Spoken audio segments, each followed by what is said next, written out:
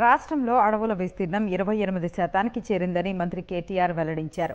7వ విడత హరితహారాన్ని మంత్రి కేటీఆర్ లాంఛనంగా ప్రారంభించారు. ఈసారి 230 కోట్ల మొక్కలు నాటడం లక్ష్యంగా నిర్దేశించుకున్నామని వివరించారు. రెండో దశ కరోనాలో ఆక్సిజన్ కోసం తీవ్ర ఇబ్బందులు ఎదుర్కోవాల్సి వచ్చిందన్న మంత్రులు ప్రకృతి ఉచితంగా ఇస్తున్న ప్రాణవాయువును పరిరక్షించాలని సూచించారు. రంగారెడ్డి జిల్లా 7వ విడత హరితహారం ప్రారంభమైంది. పెద్దాంబర్పేట్ కలాన్ వద్ద మంత్రులు కేటీఆర్, ఇంద్రకరణ్ రెడ్డి, సబితా ఇంద్రారెడ్డి హరితహారం కార్యక్రమాన్ని ప్రారంభించారు. పెద్దాంబర్పేట్ అర్బన్ ఫారెస్ట్ పార్క్ను ప్రారంభించిన మంత్రులు అనంతరం మొక్కలు నాటారు. ఈసారి 230 కోట్ల మొక్కలు నాటాలని లక్ష్యంగా నిర్దేశించుకున్నామని మంత్రులు తెలిపారు.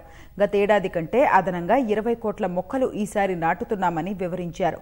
కేంద్ర నివేదిక ప్రకారం అటవీ విస్తీర్ణం హరితహారం వల్ల 4% పెరిగిందని కేటీఆర్ తెలిపారు. ఆపేక్షతోనో రాజకీయ లాభం కోసమో చేస్తున్న కార్యక్రమం కాదు. హరితహారం అనే కార్యక్రమానికి మించిన ఉదాత్తమైన కార్యక్రమం, ఇంతకంటే గొప్ప కార్యక్రమం ఉంటుందని చెప్పి నేనైతే అనుకోను. ఇదేదో ప్రభుత్వ కార్యక్రమం మాత్రమే కాదు, ఇది ఖచ్చితంగా ప్రజలుగా విశ్వ మానవాళి కదిలి అందరం కూడా సమిష్టిగా భవిష్యత్తులో మన పిల్లల కోసం, మన పర్యావరణాన్ని కాపాడుకోవడం కోసం, ఈ పుడమిని, ఈ భూమిని కాపాడుకోవడం కోసం, మన పిల్లలకి మనకంటే మెరుగైన బతుకు ఉండాలనే ఆలోచనతో సమిష్టిగా చేసుకోవాల్సిన కార్యక్రమం తప్ప ఏదో ప్రభుత్వ పరంగా కొంతమంది మంత్రులు, కొంతమంది అధికారులు మాత్రమే చేస్తే విజయవంతమయ్యే కార్యక్రమం కాదు. ప్రపంచంలోనే కాదు, మానవ ఇతిహాసంలోనే 3వ అతిపెద్ద ప్రయత్నానికి, పచ్చదనాన్ని పెంచే ప్రయత్నానికి 3వ అతిపెద్ద కార్యక్రమానికి శ్రీకారం చుట్టింది ఈ హరితహారం కార్యక్రమం ద్వారా. పట్టణాల్లోనూ పచ్చదనం పెంపొందించేందుకు అర్బన్ పార్కులు ఏర్పాటు చేస్తున్నామని మంత్రి కేటీఆర్ వివరించారు. పట్టణాల్లో 129 అర్బన్ పార్కులు అందుబాటులోకి తెచ్చామని, నెలలోపు అన్ని ప్రారంభించాలని మంత్రి సూచించారు.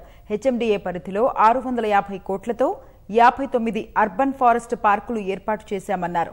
హరితహారం వల్ల గాలి కాలుష్యం తగ్గడమే కాకుండా కాంక్రీట్ జంగిల్ లాంటి పట్టణాల్లో మార్పు వస్తుందన్నారు. ముఖ్యంగా నేను ప్రత్యేకంగా మీకు చెప్పాల్సిన పని లేదు.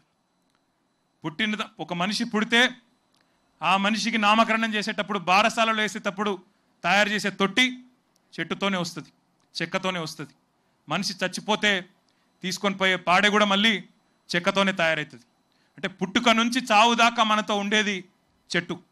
మరి అట్లాంటి చెట్టును సంరక్షించుకోవడం అంటే, ఆ ప్రాణవాయువును అందించే చెట్టును కాపాడుకోవడం అంటే, ప్రాణంతో సమానంగా మనం చూసుకున్నప్పుడే ఆ ప్రాణవాయువును అందించే చెట్టును కూడా పెంచుకోవడం, కాపాడుకోవడం, కేవలం మొక్క నాటి వదిలిపెట్టిపోవడం కాదు, ఆ మొక్కను సంరక్షించుకోవడం అత్యంత కీలకమైన విషయాన్ని కూడా మనం గుర్తుపెట్టుకోవాలి.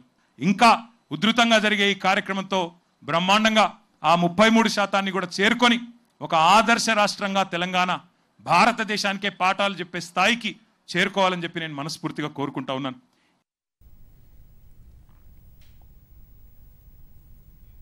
రాష్ట్రంలో 15,500 నర్సరీలు నెలకొల్పామని అటవీ పర్యావరణ శాఖ మంత్రి ఇంద్రకరణ్ రెడ్డి వెల్లడించారు. గ్రామాన నర్సరీలు నెలకొల్పి మొక్కల పెంపకానికి ప్రాధాన్యమిచ్చామని వివరించారు. హరితహారానికి నిధుల కొరత లేదన్న మంత్రి 5,900 కోట్లు ఖర్చు చేస్తున్నామని తెలిపారు. తరాల వారికి మనం ఏమి ఇచ్చినామంటే ఆస్తులు కానీ ఇంకేమి మనం ఉండకపోవచ్చు, కానీ ప్రకృతి మాత్రము ఈ చెట్లు నాటినే మాత్రం తప్పకుండా భవిష్యత్తు తరాలకు ఉపయోగపడుతుంది. కాబట్టి ముఖ్యమంత్రి గారు ఆలోచించే ఈ కార్యక్రమం ఏర్పాటు చేయడం జరిగింది. 109 అర్బన్ పార్కులలో ఇప్పటికే 35 పార్కులు అందుబాటులోకి వచ్చినాయి. ఈ నెలలోపట్టే అన్ని పార్కులను కూడా మనము ప్రజలకు అక్కడ అందుబాటులో ఉంచినట్టయితే వాళ్ళు కూడా ఒక ఇమ్యూనిటీ డెవలప్మెంట్ కొరకు వాకర్స్ కానీ, చిన్నపిల్లల గేమ్స్ కానీ, చిన్నపిల్లలు ఆహ్లాదకరమైనటువంటి వాతావరణం చూడడానికి కానీ, ఏ చెట్లు ఏ మొక్క అనేది వాళ్ళకి పేర్లు కూడా తెలియనటువంటి సందర్భంగా ఇవన్నీ కూడా వాళ్ళకి ఉపయోగపడుతుంది. కాబట్టి దయచేసి మనందరం కూడా అడవులను బాగా రక్షించాలి. కేంద్ర ప్రభుత్వం అనుకరించేలా రాష్ట్రంలో పథకాలు అమలు చేస్తున్నామని మంత్రి కేటీఆర్ తెలిపారు. రైతు బంధు సహా హరితహారం సైతం కేంద్రం చేపట్టడం రాష్ట్ర ఘనతగా అభివర్ణించారు.